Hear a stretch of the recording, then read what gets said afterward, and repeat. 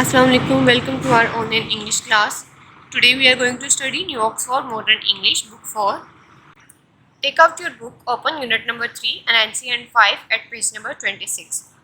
Page number 26 और 27 जो हम अपनी प्रीवियस वीडियो में लेक्चर में पढ़ चुके हैं ट्रांसलेशन और वर्ड्स मीनिंग के साथ।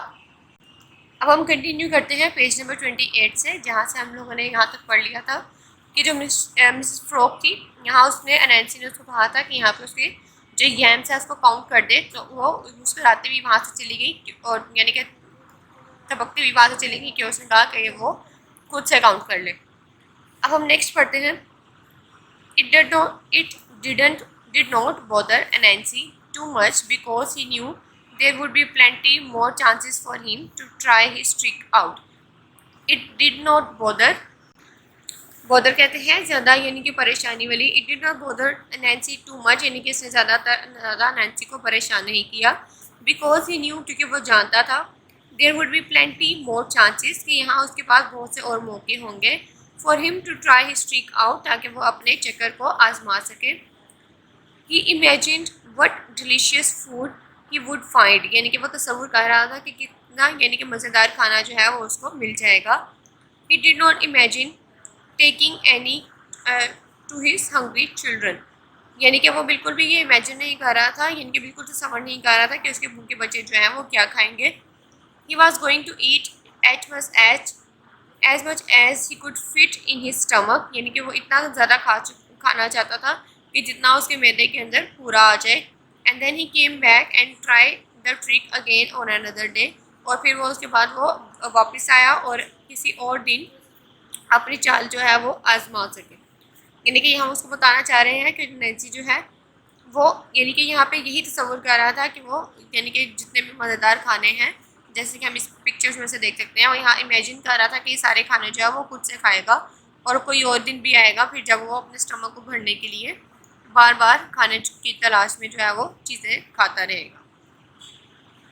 A scurrying sound pulled Nancy out of its daydream. Scurrying sound कहते हैं तेजी से काटने वाले कदमों की आवाज़। Pulled Nancy out of his daydream, उसने नैन्सी को अपने इनके दोपहर की खुली आंखों के ख्वाब से उठा दिया। It was Mrs. Shrew और ये Mrs. Shrew थी। On her tiny bag she had a huge load of freshly made pies that she was hoping to sell. On her tiny bag यानी कि उसकी छोटी सी कमर पे she had a huge load of freshly made pies, उसने अपनी कमर पे ताज़ा बनी हुई कचौरियों को जो है वो उसका वज़न जो है उठा रखा था। That he was hoping to sell, जिसकी उसको उम्मीद थी कि वो बेच देगी। The load was 3 times her size, यानी कि जो वज़न था वो उससे 3 गुना ज़्यादा था। And face was red from the effort she was making, और उसका जो है चेहरा सुर्ख हो गया हुआ था उस मेहनत से जो वो कर रही थी। Oh lady Shrew, how nice to see you, यानी कि तुम्हें देख के बहुत अच्छा लगा। Sit a while and rest, यहाँ थोड़ी देर बैठ जाओ और आराम कर लो। I need your help to count my plants, मैं तुम्हारी मदद जो है वो चाहता हूँ ताकि तुम मेरे पौधों को गिन दो। And you can share your wisdom with me, और तुम अपनी अक्लमंदी जो है वो मेरे साथ बांट सकती हो। Anansi grinned and showed all his sharp teeth. Anansi ने अपने चमकते हुए और तेज दांत जो हैं वो दिखाए। He was trying hard to be charming, यानी कि बहुत कोशिश कर रहा था कि वो बहुत चार्मिंग यानी कि अच्छा खूबसूरत नजर आए। Because he really wanted to eat all the pies, क्योंकि वो चाहता था कि वो तमाम कचौड़ियों को खा ले। Mrs. Shrew was not a fool. Mrs. Shrew जो थी वो बिल्कुल अहमक नहीं थी। She could see Anansi's eyes glitched as he looked at the pies, यानी कि वो देख सकती थी कि नैन्सी की चमकती हुई आंखों को जैसे ही उसने उसकी कचौड़ियों की तरफ देखा। Well Nancy, you are kind. Well Nancy, तुम बहुत मेहरबान हो। I am tired, मैं थक गई हूँ। She put down her load, उसने अपना वजन जो है वो नीचे रख दिया। How can I help? मैं किस तरह मदद कर सकती हूँ। I can't count, he lied, यानी कि उसने झूठ बोल के कहा कि मैं गिन नहीं सकता। Can you count my yam mounds for me? क्या तुम मेरे लिए मेरे कचालू के ढेर जो है उनको गिन सकती हो। Mrs. Shrew smiled, Mrs. Shrew जो है वो मुस्कुराई। She walked to the nearest mound and stood on it. वो यानी कि करीब पड़े हुए ढेर के पास चली गई और उसके पास खड़ी हो गई।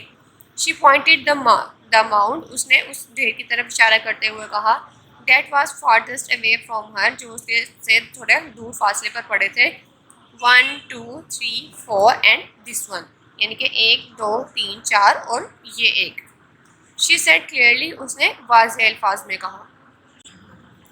अनैंसी फ्रॉन्ड, अनैंसी ने जो है माथे पर बाल डाले। फ्रॉन्ड कहते हैं माथे पर बाल डालना। डू इट अगेन, दोबारा करो। से all the numbers he said, यानी कि तमाम नंबर्स को बोलो, उसने कहा। 1 2 3 4 एंड दिस वन, 1 2 3 4 और ये एक। That I am sitting on, यानी कि जिस पे मैं बैठी हुई हूँ। Mrs Shrew spoke slowly and clearly, Mrs Shrew ने आहिस्ता से और वाज़ेह अल्फाज में कहा। A flash of anger passed over Nancy's face, यानी कि गुस्से की एक लहर जो है नैंसी के चेहरे पर जाहिर हुई। कम ऑन, यानी कि चलो से दम प्रॉपरली, सही तरह से इसको कहो। He was finding it difficult to keep a smile on his face, यानी कि उसको महसूस हो रहा था कि वो अपने चेहरे पर मुस्कुराहट रखने में मुश्किल पेश आ रही है। अगेन, यानी कि दोबारा। मिसेस श्रू smile sweetly and counted slowly, Mrs Shrew ने जो है वो यानी कि प्यार से मुस्कुराते हुए एंड काउंटेड स्लोली, और आहिस्ता से गिनना शुरू किया। 1 2 3 4 एंड दिस वन हियर, 1 2 3 4 और एक यहाँ। She pointed to the mound beneath her feet, उसने अपने यानी कि उस ढेर की तरफ, नीचे की तरफ इशारा करते हुए कहा जो उसके कदमों के नीचे पड़ा था। और से 1 2 3 4 5, इनके बहुत गुस्से से उसने कहा, बोलो 1 2 3 4 5। शाउटेड अनैंसी, यानी कि अनैंसी ने चिल्ला कर कहा। Instantly a big burst of sparks